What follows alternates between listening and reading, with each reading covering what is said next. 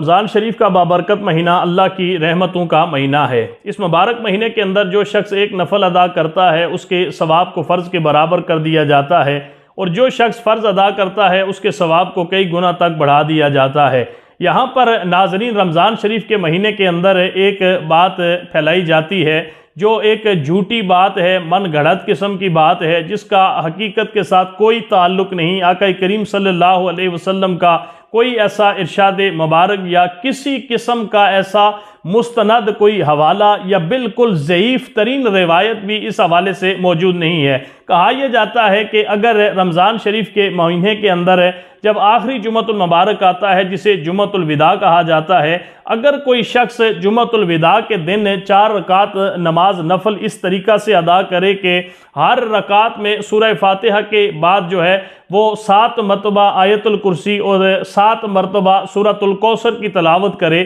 تو اس انسان کی زندگی کی جتنی بھی نمازیں قضا ہو چکی ہوتی ہیں وہ ساری کی ساری نمازیں اس کی ادا ہو جاتی ہیں۔ ناظرین اس حوالے سے یہ بات ذہن کے اندر رہنی چاہیے کہ آقا کریم صلی اللہ علیہ وسلم کا عمل مبارک ہمارے سامنے موجود ہے کہ غزوہ احزاب کے موقع پر دشمن کے گھیراؤ کی وجہ سے، وہاں پر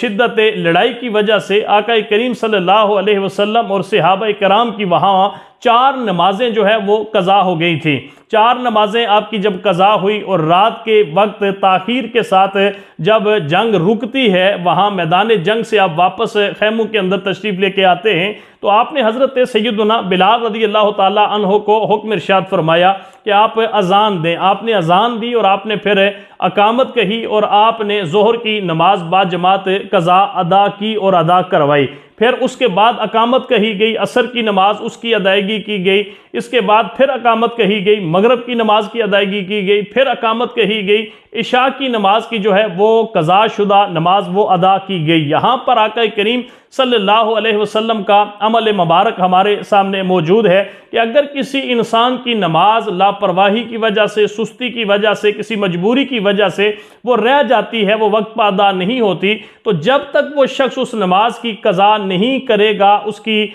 جو نماز ہے وہ ادا شمار نہیں ہوگی۔ یہاں پر یہ بات ذہن کے اندر رہنی چاہیے کہ نمازوں کو اگر قضائے عمری کے حوالے سے دیکھا جائے، یہ جو کہا جاتا ہے کہ قضائے عمری، اس جمعۃ المبارک جو 4 رکعت نماز نفل پڑھے جاتے ہیں اس کو بھی قضائے عمری کا نام دیا جاتا ہے کہ ساری عمر کی نمازیں جو ہے وہ صرف 4 نفل پڑھنے سے آپ کی ساری عمر کی نمازیں جو قضا ہیں وہ ادا ہو جائیں گی۔ یہاں پر یہ ذہن کے اندر رہنا چاہیے کہ اگر کسی شخص کی زندگی کے اندر نمازیں قضا ہو چکی ہیں اور بہت نمازیں قضا ہو چکی ہیں، تو وہ شخص اپنی زندگی کی نمازیں جو قضا ہیں ان کا حساب کر لے کہ میرے 10 سال کی نمازیں قضا ہیں، میرے 10 سال 5 سال کی نمازیں قضا ہیں، یا اتنے عرصے سے مجھ پہ نماز فرض ہو چکی ہے اور میں نمازوں کے اندر سستی اور کوتاہی کرتا ہوں، تو وہ شخص ہر نماز کے ساتھ ایک اپنی نماز جو ہے وہ قضا کرنا شروع کر دے، اور ہر نماز کے ساتھ وہ نماز جب قضا کرے گا تو اس کی نیت یہ کرے کہ میری زندگی کی جو سب سے پہلی فجر کی قضا ہے، جو ظہر کی قضا ہے، جو عصر کی قضا ہے،